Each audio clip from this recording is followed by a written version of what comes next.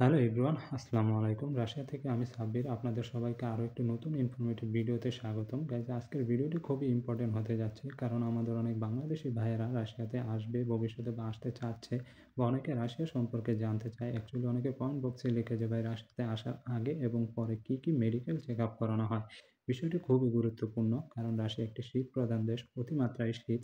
তো গাইজ, অন্যান্য দেশে যাওয়ার আগে এবং পরে যে ধরনের চেক আপ করানো হয়, সেই থেকে রাশিয়াতে আসার আগে এবং পরে কিছু ভিন্ন বা এক্সট্রা কিছু চেক আপ করানো হয়। তো বিষয়টি খুবই গুরুত্বপূর্ণ। গাইজ, ভিডিওটি শুরু করার আগে আপনাদের সবার কাছে অনুরোধ, পুরো ভিডিওটি দেখবেন এবং আমাদের ভিডিওটিতে একটি লাইক দিয়ে বন্ধুদের সাথে শেয়ার করে দেবেন, কারণ আপনাদের এক একটি শেয়ারের মাধ্যমে যারা রাশিয়াতে ভবিষ্যতে আসতে চায় বা জানতে চায়, তো তাদের কাছে এ ধরনের ইনফরমেশন হয়তো বা পৌঁছে যাবে। তো গাইজ, এবং যারা চ্যানেলে নতুন আছেন, অবশ্যই চ্যানেলটিকে সাবস্ক্রাইব করে আমাদের সাপোর্ট করবেন। তো গাইজ, প্রথমে আমি আসলে রাশিয়াতে আসার পরে যে ধরনের চেক আপ করানো হয় ওই বিষয়গুলো নিয়ে আলোচনা করতে চাই। সর্বপ্রথম আসলে রাশিয়াতে যে মেডিকেল চেক আপের জন্য প্রয়োজন, প্রথম যেটা চেক আপ করানো হয় সেটা হলো আপনার ব্লাড টেস্ট। আপনার ব্লাড টেস্টের মাধ্যমে আপনার শরীরে আসলে অনেক ধরনের চেক আপ আসলে করা যায় অ্যাকচুয়ালি ব্লাড টেস্টের মাধ্যমে। তো প্রথমত যে বিষয়টা সেটা হলো ডায়াবেটিস বা গ্লুকোজ লেভেল এবং কোলেস্টেরল, এ ধরনের চেক আপ করানো হয়। তো প্রথমে আমি বলে রাখি, রাশিয়াতে আসলে ডায়াবেটিসের বিষয়টি খুবই গুরুত্বপূর্ণ বা গুরুত্ব দিয়ে দেখানো হয়, কারণ আমাদের বাংলাদেশে আসলে ডায়াবেটিসের রোগীর সংখ্যা আসলে অনেক, বা যে ধরনের লেভেল পর্যন্ত ডায়াবেটিস আসলে নর্মাল মনে করা হয়, রাশিয়াতে একটু ডিফারেন্ট। একটু আরও একটু কম চায়, আরও মানে ধরেন 6.7 বা অনেকে 7 পর্যন্ত চলে রাশিয়া আমাদের বাংলাদেশে। বাট রাশিয়াতে আপনার 5 পয়েন্টের উপরে গেলে, 6 পয়েন্ট পর্যন্ত গেলেও সেটা আসলে আহ খুবই ডেঞ্জার হিসেবেই ধরা হয়। তো এটা হলো একটি বিষয়। এবং শরীরে কোলেস্টেরলের মাত্রা কেমন, অ্যাকচুয়ালি ব্লাড টেস্টের মাধ্যমে আপনার শরীরে বিভিন্ন অর্গান লাইক কিডনি, যেমন কিডনি এবং হার্ট এবং আপনার লিভার ঠিক আছে কিনা এ ধরনের এটাও আসলে চেক আপ করানো হয়। সেই সাথে এইচআইভি ভাইরাস বা এইডস আছে কিনা এগুলোও দেখা হয়। তো এটা হলো আপনার ব্লাড টেস্ট। সেকেন্ডে যে ধরনের চেক আপ করানো হয়, যে চেক আপটা করানো হয় সেটা হলো ইউরিন টেস্ট।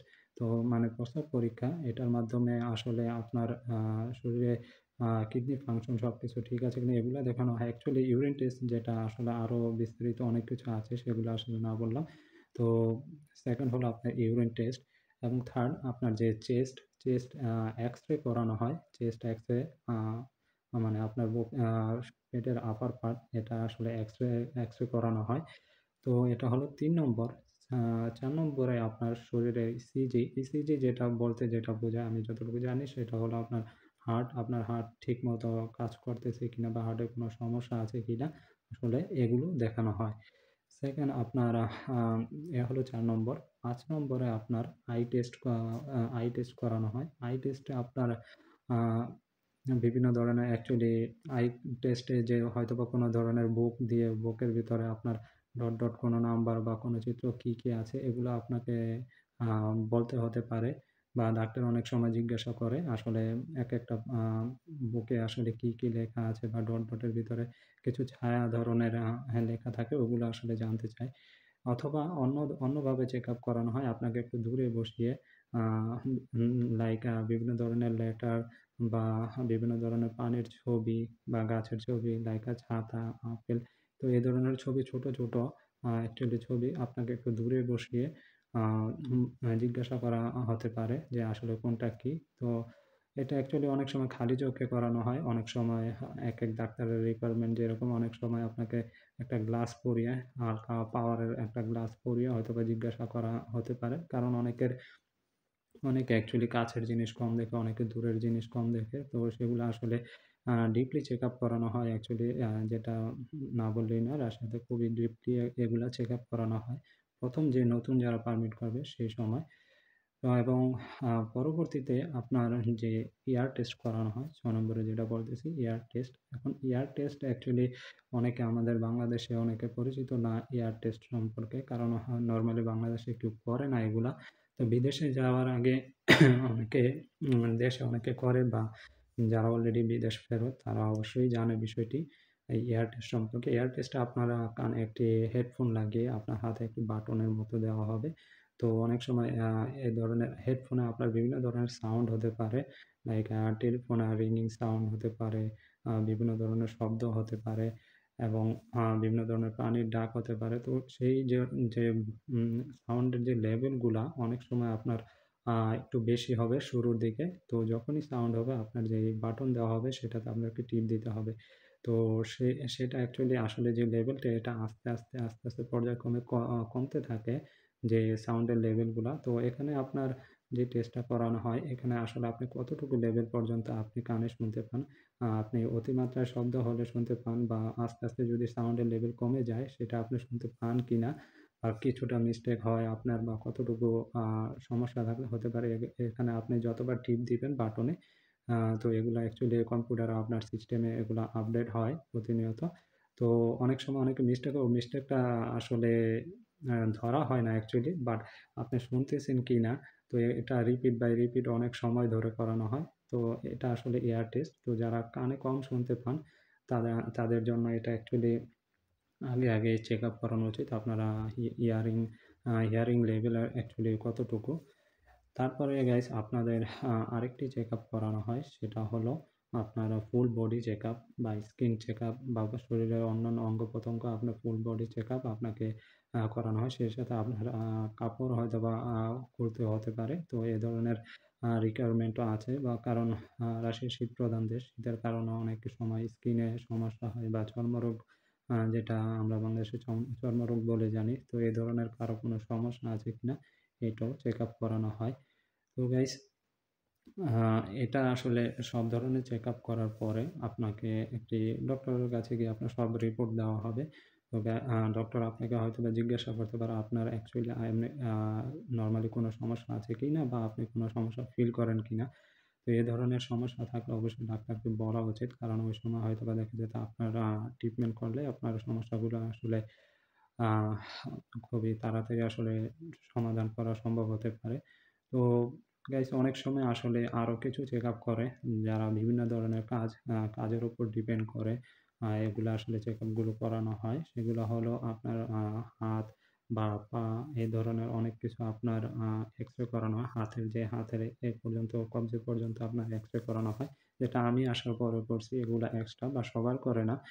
তো মানে কাজের উপর ডিপেন্ড করে বিভিন্ন ধরনের চেক আপও করা হয়। সেই সাথে আরেকটি ইম্পোর্টেন্ট বিষয় যেটা অন্যান্য দেশে অ্যাকচুয়ালি করে না, সেটা হলো আপনার ব্রিথিং টেস্ট। ব্রিথিং টেস্ট বলতে আপনাকে একটি পাইপের মতো একটি মুখে আ অ্যা চিপ মুখে দেওয়া হবে। সেই সাথে একটা মেশিন লাগানো থাকবে বা একটা মিটার লাগানো থাকবে। আপনাকে নিঃশ্বাস ভিতরে নিতে হবে খুবই জোরে এবং খুবই প্রেশার সহকারে নিঃশ্বাস বাইরে ছাড়তে হবে। তো এটা দিয়ে অ্যাকচুয়ালি মাপা হয় আপনার নিঃশ্বাসের যে লেভেলটা, আপনি কতটুকু প্রেশারের সাথে উম উম মানে নিঃশ্বাস নিতে পারেন এবং কতটুকু প্রেশারের মাধ্যমে আপনি নিঃশ্বাসটা ছাড়তে পারেন। এবং অনেক সময় এখানে আপনারা নিঃশ্বাস ভেতরের দিকে নিয়েও আপনার কিছু সময় হোল্ড করানো হয়, তারপরে ছাড়া হয়। তো এগুলা অ্যাকচুয়ালি একেক ডক্টরের একেক রকম রিকোয়ারমেন্ট থাকে। তো সেই হিসাবে চেক আপ করানো হয়। তো এটা আসলে ব্রিথিং টেস্ট, এটার একটা পয়েন্ট থাকে। তো এটা অ্যাকচুয়ালি আশা করি অনেকেরই সবারই আ ভালো, মোটামুটি ভালো থেকে বা অনেকের ক্ষেত্রে একটা সমস্যা হয় যারা আসলে আ ঠান্ডাজনিত সমস্যায় ভোগে বা যাদের বুকে আসলে অনেক সময় কফ জমা থাকে বা সেই হিসাবে অনেকের আসলে নিঃশ্বাস নিতে কষ্ট হয়। তো সেগুলা আসলে তাদের আসলে আসার আগে অবশ্যই চেক আপ করিয়ে সে ধরনের অ্যাকচুয়ালি চিকিৎসা নেওয়া উচিত। কারণ এগুলো আসলে এই রাশিয়াতে খুবই গুরুত্ব সহকারে টেস্ট করা হয়। তো গাইস এই বিষয়গুলো সবই আসলে রাশিয়াতে খুবই গুরুত্ব সহকারে চেক আপ করানো হয়। তো গাইস আপনারা যদি জানতে চান যে আসলে প্রতিটি টেস্ট সম্পর্কে বিস্তারিত জানতে চান, তো আমি বিস্তারিত আপনাদের অ্যাকচুয়ালি বলার চেষ্টা করেছি। অবশ্য হয়তোবা আরও কিছু বাকি রয়ে গেছে। কারণ সময় স্বল্পতার কারণে আমি চাই না ভিডিওটা খুবই লং হোক। অলরেডি লং হয়ে গেছে। তো গাইস আপনারা যদি কেউ জানতে চান প্রতিটি চেকআপ সম্পর্কে বিস্তারিত, কমেন্ট বক্সে অবশ্যই জানাবেন। আমি চেষ্টা করব আপনাদের প্রতিটি চেকআপ সম্পর্কে বিস্তারিত জানানোর জন্য। তো গাইস আজকের ভিডিওটি পুরো ভিডিওটি দেখার জন্য যারা পুরো ভিডিওটি দেখছেন তাদের অসংখ্য ধন্যবাদ। সেই সাথে আমি আবার আপনাদের অনুরোধ করব ভিডিওটিতে একটি লাইক দিয়ে বন্ধুদের সাথে শেয়ার করবেন। সেই সাথে আমাদের চ্যানেলে নতুন হয়ে থাকলে চ্যানেলটি সাবস্ক্রাইব করবেন। আর যারা অলরেডি আমাদের চ্যানেলে সাবস্ক্রাইব করে রাখছেন তাদেরকে অসংখ্য ধন্যবাদ। কারণ অলরেডি আমাদের চ্যানেলে 1.1K সাবস্ক্রাইবার হয়ে গেছে ইনশাআল্লাহ আপনাদের সাপোর্টের কারণে।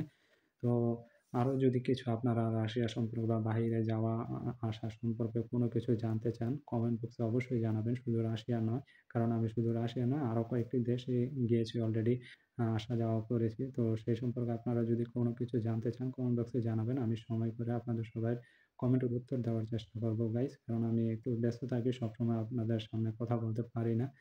তো যারা কমেন্ট করতেছেন তাদেরকে অসংখ্য ধন্যবাদ কমেন্ট করার জন্য। আমি আপনাদের কমেন্টের উত্তর অবশ্যই দেবো ইনশাআল্লাহ। তো জাস্ট সময়ের অপেক্ষা, আপনারা সবাই কমেন্ট করবেন যাদের যা কিছু জানার আছে, আমি ইনশাআল্লাহ চেষ্টা করব। তো সবাই ভালো থাকবেন, সেই সাথে ভিডিওটিতে লাইক দিয়ে শেয়ার করে দেবেন ইনশাআল্লাহ। আসসালামু আলাইকুম।